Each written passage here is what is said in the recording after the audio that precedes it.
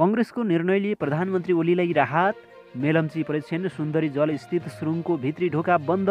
सर्वोच्चमा सभामुखको लिखित जवाफ। संवैधानिक परिषदको बैठक नै गडबड भएको दाबी। महिला लघुवित्तको आइपिओ बाँडफाँड 15,02,535 जनाको हात।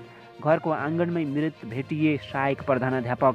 बन्द भएको उद्योग बिउताउँदै 28 वर्षीय अमृत। र नेपाल र भारत सीमा विवाद समस्या समाधानका उपायबारे नेपाल र भारतका विज्ञहरूको धारणा। नमस्कार, ग्रेटर नेपाल टिभीले तयार पारेको न्युज अपडेटबाट विवश बुढाथोकीको यहाँलाई हार्दिक स्वागत छ। अब सुन्नुहोस् पुरा समाचार। सर्वोच्च अदालतले यही फागुन 20 गते नेपाल कम्युनिस्ट पार्टीका संयोजक रहेका ऋषि कटेलले दायर गरेको मुद्दामा फैसला गर्दैछ। तत्कालीन नेकपा एमाले र माओवादी केन्द्रबीच पार्टी एकता गरेर नयाँ पार्टी बनाउने क्रममा आफ्नो दलसँग नाम मिल्ने गरी बनाएको भनेर कटेलले सर्वोच्चमा रिट दायर गरेका थिए। 2075 जेठ 3 गते तत्कालीन एमाले र माओवादी केन्द्रबीच एकता भएर नेपाल कम्युनिस्ट पार्टी बनेपछि कटेलले 2075 मङ्सिर 21 गते सर्वोच्च अदालतमा रिट दायर गरेका थिए। त्यसअघि उनले निर्वाचन आयोगमा आफ्नो पार्टीसँग नाम जुत्ने गरी अर्को दल दर्ता गरेको भनेर उजुरी दर्ता गरेका थिए। तर आयोगले कार्तिक 9 गते खारेज गरेपछि उनी सर्वोच्च पुगेका थिए। प्रमुख प्रतिपक्षी नेपाली कङ्ग्रेसले नयाँ सरकार गठनको विषयमा नेपालको विभाजित धारणा प्रष्ट भए पनि थप रणनीति बनाउने निर्णय गरेपछि प्रधानमन्त्री केपी शर्मा ओलीलाई राहत भएको छ। अब तत्काल प्रधानमन्त्री ओलीले राजीनामा दिनुपर्ने छैन। कङ्ग्रेसले कानुनी रूपमा अहिले पनि नेकपा एउटी रहेको निष्कर्ष निकाल्दै तत्काल दुवै समूहसँग सहकार्य नगर्ने निर्णय गरेपछि प्रधानमन्त्रीलाई राहत भएको हो। सर्वोच्च अदालतले प्रतिनिधि सभा पुनर्स्थापना गर्दै 13 दिनभित्र संसद बैठक बोलाउन आदेश दिएसँगै नेकपा प्रचण्ड माधव नेपाल समूह नयाँ सरकार गठनका लागि सक्रिय भएको छ। संसद बैठक सुरु भएसँगै प्रधानमन्त्री ओली विरुद्ध अविश्वासको प्रस्ताव दर्ता गराउने तयारीमा रहेको छ। तर कङ्ग्रेसको निर्णयले प्रचण्ड माधव नेपाल समूहलाई धक्का लागेको छ।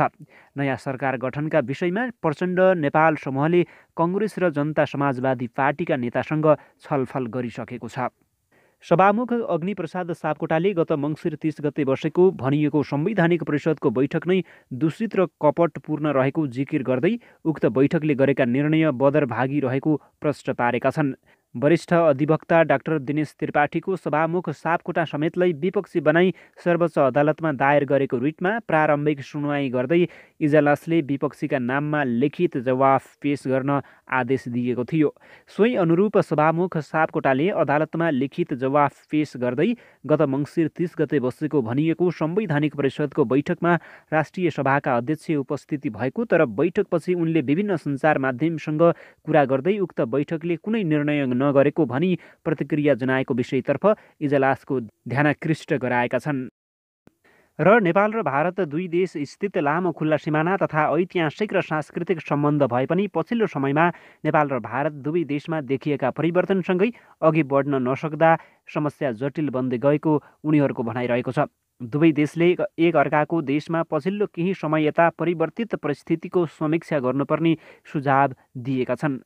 नेपालले नयाँ नक्सा जारी गरेसँगै चर्किएको सीमा सम्बन्धी विवादमा भारतले झन कडा अडान राख्ने सङ्केत गरेको ठानिएका बेला दुवै देशका विश्लेषकहरूले आपसी समझदारी र वार्ताकै माध्यमबाट समस्याको समाधान खोज्नुपर्नेमा जोड दिएका छन्। पछिल्ला केही दशकमा परिवर्तन हुँदै गएको विश्वको परिदृश्यले नेपाल र भारतबीचको सम्बन्धमा समेत प्रभाव पारेको र जुनसुकै सम्बन्ध सुधार गर्न निरन्तर लागि पर्नुपर्ने उनीहरूको भनाइरहेको छ। नेपाल मामिलाका जानकार भारतीय अवकाश प्राप्त प्राध्यापक एसडी मुन्नी पछिल्लो समयमा दुवै देशमा देखिएको परिवर्तनबारे दुवै देशलाई पर्याप्त जानकारी नहुनुले दुई देशको सम्बन्धमा प्रभाव परेको बताउँछन्। नेपाली युवाहरूको बदलिँदो महत्त्वाकांक्षा पहिचानबारे बढ्दो भावना र बढ्दै गएको राष्ट्रवादलाई भारतले बुझ्न नसकेको र भारतबारे पनि नेपालमा ज्ञानको कमी रहेको उनको बुझाइरहेको छ। नेपालीहरू पनि भारतबारे अन्जान छन्। नेपालमा कतिवटा भारत लक्षित अध्ययन केन्द्र छन्, एउटा पनि छैन। Nepal institute for international cooperation and engagement नामक संस्थाले इन्टरनेटको माध्यमबाट हालसालै आयोजना गरेको कार्यक्रमका बीच उनले भने तापनि सबै नेपाली भारत विज्ञ छन्। मुन्नीका अनुसार भारत पनि परिवर्तन भइरहेको अवस्थामा राष्ट्रवादको भावना प्रगाढ बन्दै गएको छ।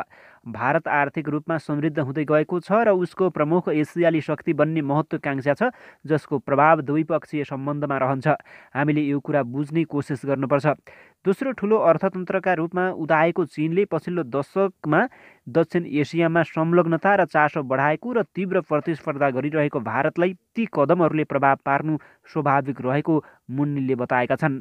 नेपालका लागि भूतपूर्व भारतीय राजदूत रञ्जित रे बदलिदो विश्व परिवेशबीच नेपाल र भारतको सम्बन्ध कस्तो हुनुपर्छ वा हामी कस्तो सम्बन्ध खोजिरहेका छौँ भन्ने विषयमा विचार गरिनुपर्ने बताउँछन्।